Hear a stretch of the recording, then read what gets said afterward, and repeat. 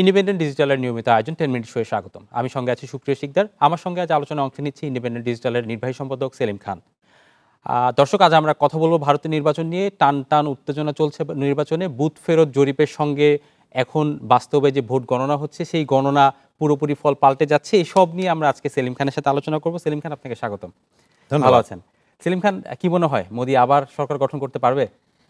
এখনো পর্যন্ত যে সর্বশেষ গণনা, যতদূর পর্যন্ত গণনা হয়েছে, আপনি জানেন যে ভারতে প্রায় 97 কোটি ভোটার, তার মধ্যে 64 কোটির বেশি লোক ভোট দিয়েছেন। ফলে এই ভোট কাউন্ট হতেও, যদি ইভিএম মেশিনেই হচ্ছে, কিন্তু তারপরেও সময় লাগছে, কারণ এবারে সতর্কতার পরিমাণ অনেক বেশি। কিন্তু এখনো পর্যন্ত যে পরিণামটা, যে ফলাফল সামনে এসেছে, তাতে এনডিএ, বিজেপির নেতৃত্বে এনডিএ জোট 294, মানে 290-এর এদিক ওদিকে আছে, এবং বিজেপি 240-এর এদিক কম বেশি প্লাস মাইনাস ধরি আছে। অন্যদিকে তাদের বিরোধী যে ইন্ডিয়া জোট, কংগ্রেসের নেতৃত্বে ইন্ডিয়া জোট 230 প্লাস আসন আছে, প্লাস কংগ্রেস পেয়েছে 100 বা 100 কম বেশি, এখনো পর্যন্ত চূড়ান্ত ফলাফল যেহেতু আসেনি, ফলে এইরকম একটা পরিস্থিতির মধ্যে মানে জিনিসটা খেলা করছে।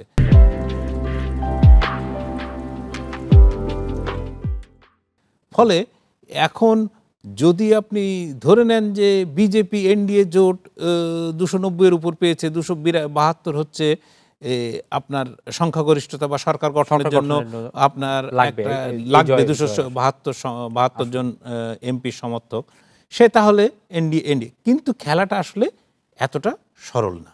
আচ্ছা, সেই খেলার জায়গায় নানা ধরনের জিনিস আগামী কিছুদিন ধরে চলতে থাকবে। আচ্ছা, সেক্ষেত্রে আসলে এখন ইন্ডিয়া জোট কিংবা এনডিএ যাই বলেন, মানে মোদির যে জোট, এনডিএ জোট, এই এনডিএ জোটের আসলে কতটুকু সম্ভাবনা আছে? মানে ইন্ডিয়া জোটও তো পাল্লাপাল্লি দিচ্ছে, পাশাপাশি আঞ্চলিক যে দলগুলো আছে তারাও যদি কোনো জোট গঠন করে, সেক্ষেত্রে মানে কি কি সম্ভাবনা আছে সরকার গঠনের? একটা কথা হচ্ছে, বলা হয় যে রাজনীতিতে শেষ কথা বলে কিছু নেই। হ্যাঁ, এখন যদি ধরেন খুব সাদা চোখে আমরা কথা বলি যে এনডিএ জোট বা এনডিএর সরকার, এনডিএ জোট, তারা এ পর্যন্ত 290-এর উপরে আসন পেয়েছে, সুতরাং তারা সরকার গঠন করতেই পারে। এ বিষয়ে কোনো ধরনের কোনো মানে দ্বিমত থাকার কথা না। কিন্তু এনডিএ জোটের সঙ্গে যারা আছেন, তারা যে এনডিএ জোটের সঙ্গে থাকবেন ভোটের, মানে আজকে ভোট শেষ হওয়ার একদম ধরেন গণনা শেষ পর্যন্ত তারা যে থাকবেন, এই গ্যারান্টি কে দেবে? আপনাকে যদি আমি দুটো ছোট্ট উদাহরণ দিই। একটা হচ্ছে অন্ধ্রপ্রদেশের চন্দ্রবাবু নাইডু, তিনি খুব বেশি বিশ্বস্ত নন এবং বিজেপির সঙ্গে আসলে তার খুব বেশি সম্পর্ক ভালো না, এমনকি বিজেপি মোদী সরকার তাকে জেলে পর্যন্ত পাঠিয়েছে।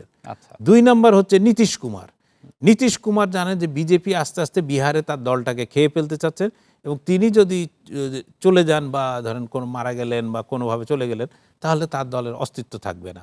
আপনি জানেন যে ইন্ডিয়া জোট তৈরি করেছিলেন নীতিশ কুমার, সেই নীতিশ কুমারের নামেও কিন্তু ফাইল তৈরি হয়েছে, তাকে ভয় ভীতি দেখিয়ে এই ইন্ডিয়া জোট থেকে ভাঙিয়ে এনডিএতে আনা হয়েছে। ফলে তারা দুইজন যে, এই যে আমি বললাম যে 240 আসন বিজেপি পেয়েছে, বিজেপি এর আগে 282 আর 303 2014-তে এরকম পেয়েছিল, ঠিক আছে? তো সে নিজে কিন্তু আর সরকার গঠন করতে পারছে না, তাকে অন্যের জন্য 240 পেলে তাকে 32টা আসন লাগবে, জোটের একটা, হ্যাঁ 32টা আসন লাগবে। এই 32টা আসন আসবে কোত্থেকে? এই 32টা আসন আসবে আসলে হচ্ছে মূল চন্দ্রবাবু নাইডু এবং নীতিশ কুমারের দল থেকে। তারা প্রায় 30টা আসন পেয়েছে। এরপরে আপনি যদি ধরেন যে তারা শিবসেনাকে ভেঙেছিল, উদ্ধব ঠাকরের দলকে ভেঙে একনাথ শিন্ডে দল করেছে। এখন একনাথ শিন্ডের দল তো জিততে পারেনি, তেমন একটা খুব কম আসনে জিতেছে। এখন তা কিছুদিন বাদে মহারাষ্ট্রের নির্বাচন। এখন একনাথ শিন্ডের সঙ্গে যারা আছেন, তারা যদি মনে করেন যে ভাই আমি তো এই একনাথ শিন্ডের তো কোনো ক্ষমতা নেই, তারা গিয়ে মূল উদ্ধব ঠাকরের দলে গিয়ে ভিড়লেন, তাহলে কিন্তু বিজেপির আর ওই শরিক দল থাকলো না। ফলে বিজেপির যে 32টা আসন, 30-32টা আসন জোগাড় করা, এটা কিন্তু খুব কঠিন কাজ। আচ্ছা, 2 নম্বর আমরা যদি দ্বিতীয় অপশনটা দেখি, তাহলে কি ইন্ডিয়া জোট করতে পারবে? ইন্ডিয়া জোট ধরেন 30-32টা 230-32টা পেল, তাহলে তাকে আরো 40টা জোট করতে হবে, 40টা লাগবে। তো 40টার জন্য তাকে ওই নীতিশ কুমার ওই চন্দ্রবাবু নাইডুকে ভাঙিয়ে আনতে হবে যদি তারা পারেন। এটা কিন্তু ইতিমধ্যে আপনার খেলাটা শুরু হয়ে গেছে। কংগ্রেস নেতা কেসি বেণুগোপাল বলে একজন মানে অত্যন্ত মানে কি বলবো বয়স্ক প্রবীণ নেতা, উনি ইতিমধ্যে অন্ধ্রপ্রদেশে চলে গেছেন। কারণ অন্ধ্রপ্রদেশে আসলে কংগ্রেস একেবারে জিরো হয়ে গেছে। ফলে ওইখানে মূল লড়াই হচ্ছে যে এটা ওয়াইএসআর কংগ্রেস ভার্সেস টিডিপি। বিজেপিও ওখানে নেগলিজেবল। এখানে বিধানসভা নির্বাচনে চন্দ্রবাবু নাইডু ইতিমধ্যে ক্ষমতায় চলে আসছেন, তিনি মুখ্যমন্ত্রী হবেন এ বিষয়ে কোনো সন্দেহ নেই। এখন তাহলে চন্দ্রবাবু নাইডু যদি ঘুরে যান, আপনি নীতিশ কুমার আপনি দেখেছেন যে প্রধানমন্ত্রী নরেন্দ্র মোদীর সঙ্গে পাটনায় র্যালি করতে গেছেন, সেখানে তাকে 1 পয়সাও দাম দেওয়া হয়নি, ওই গাড়ির এক পর্যায়ে গিয়ে রেখে দেওয়া হয়েছে এবং তিনি কোনো রকম কোনো ভ্যালু ক্রিয়েট করেননি। কিন্তু তিনি কথা বলার সময় কিন্তু ঠিকই করে কথা বলেছেন। আপনার তেজস্বী যাদব তাকে চাচা বলে ডাকেন। তিনি বলছেন যে চাচা আমাদের সঙ্গে ছিলেন না ঠিকই, কিন্তু চাচা এখন যে কোনো সময় আমাদের সঙ্গেই আছেন, চাচা আমাদের সঙ্গে এখন ভোট করছেন অন্যের সঙ্গে, কিন্তু চাচা আসলে আমাদের সঙ্গে আছেন। ফলে অনেক কিছু হতে পারে। 3 নম্বর আসলে সবচেয়ে গুরুত্বপূর্ণ যে ধরেন বিজেপিও সংখ্যাগরিষ্ঠ মানে 272 আসন পায়নি, কংগ্রেসও পায়নি, তাহলে ভারতবর্ষের অধিকাংশ দল হচ্ছে আঞ্চলিক দল, তারা একটা বড় সংখ্যক আসন পেয়েছে। এখন এই আঞ্চলিক দলগুলো যদি একজোট হয় তাহলে কিন্তু তাদের একটা সরকার গঠনের সম্ভাবনা থেকে যায়। আমি যদি আপনার খুব অঙ্কের হিসাব বলি যে এনডিএ জোটে যে শরিকরা আছে তাদের আসন সংখ্যা হচ্ছে 53 এবং ইন্ডিয়া জোটে যারা আছে তাদের আসন সংখ্যা হচ্ছে 133। এই দুটোকে যদি যোগ করেন তাহলে আপনার হয় 186। এই 186 সঙ্গে যদি কংগ্রেস বলে যে তার বিজেপিকে বাইরে রাখার জন্য, মোদীকে ক্ষমতার বাইরে রাখার জন্য যে তোমরা সরকার গঠন করো আমরা সাপোর্ট দেব, তাহলে কিন্তু 186 আর 100 মিলে গেলে কিন্তু 286 হয়ে যায়, তখন কিন্তু 272 ক্রস করে যায়। এখন বলতে পারেন যে আপনি হঠাৎ করে এই উদ্ভট জিনিস কোত্থেকে পেলেন? এটা আমি জবাব দেই, কারণ উদ্ভট জিনিস না, এটা 1996 সালে যে নির্বাচন হয়েছিল সেই নির্বাচনে কংগ্রেস পেয়েছিল 140টা আসন, বিজেপি পেয়েছিল 161টা আসন। বিজেপি 161টা আসন পেয়ে সবচেয়ে বড় দল হওয়ার কারণে রাষ্ট্রপতি বাজপেয়ীকে প্রধানমন্ত্রী হওয়ার জন্য আমন্ত্রণ জানান এবং লোকসভায় যখন সংখ্যাগরিষ্ঠতার প্রমাণ দিতে হয় তখন বাজপেয়ী সংখ্যাগরিষ্ঠতার প্রমাণ দিতে পারেননি। তিনি ভোটের আগেই তিনি গিয়ে রাষ্ট্রপতির কাছে পদত্যাগপত্র জমা দেন। আপনার মনে থাকলেও থাকতে পারে যে 96 সালে সেই সময় কিন্তু কংগ্রেস এই আঞ্চলিক দলগুলোকে বাইরে থেকে সাপোর্ট দিয়েছিল এবং সেই সময় কর্ণাটকের যিনি মুখ্যমন্ত্রী ছিলেন এইচ.ডি. দেবেগৌড়া, তিনি ভারতবর্ষের প্রধানমন্ত্রী হন। আর দেবেগৌড়ার নাম আমরা আরও বেশিভাবে মনে রাখি এই কারণে যে দেবেগৌড়ার সময় কিন্তু আমাদের এই গঙ্গার পানি চুক্তি কিন্তু দেবেগৌড়ার সময় হয়েছিল এই সরকারের আমলে। এবং সেই সময় আরও একটি কথা বলে রাখি যে সেই সময় একজন বাঙালি বাম নেতা যার নাম জ্যোতি বসু, প্রয়াত বামপন্থী নেতা, তাকে প্রধানমন্ত্রী হওয়ার প্রস্তাব দেওয়া হয়েছিল, কিন্তু তার দল রাজি না হওয়ার কারণে তিনি প্রধানমন্ত্রী হতে পারেননি। আচ্ছা সেলিম খান, আপনাকে একটু থামাই। আমি আপনার কথার মধ্য দিয়ে যেটা মনে হলো যে আসলে ইন্ডিয়ায় যে মোটা দাগে 2 জোটের নির্বাচন ছিল, সেই 2 জোটের নির্বাচন থেকে হয়তো কিছুটা বের হয়ে আসছে। সেই 2টা জোটই আসলে মানে ক্ষমতায় যেতে পারবে কিনা কোনো নিশ্চয়তা নেই, আঞ্চলিক দলগুলোও সেখানে জায়গা নিতে পারে সরকার গঠন করার জন্য। সেলিম খান, তাহলে কি মোদি ম্যাজিক আসলে শেষ হয়ে গেল?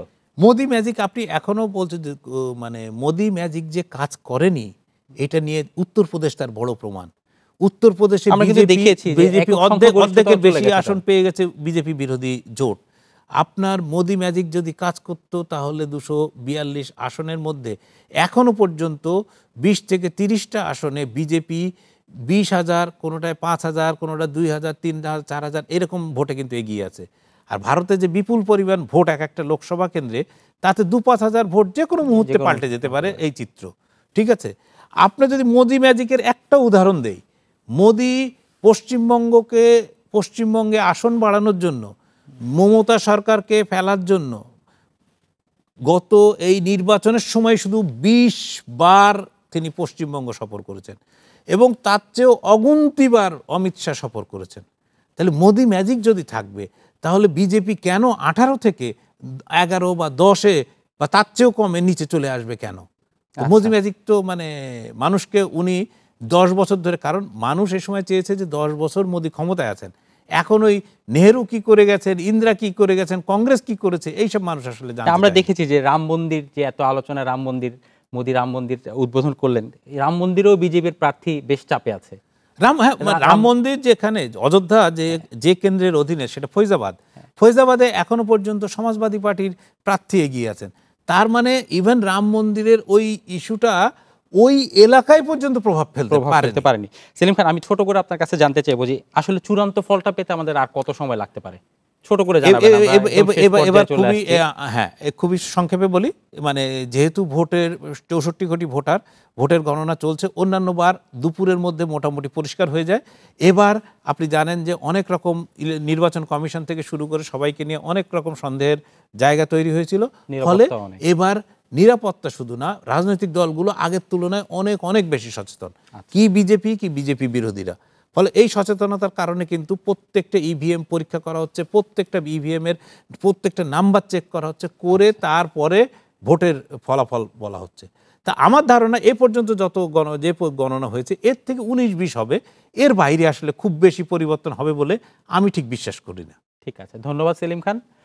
দর্শক, আজ এ পর্যন্তই।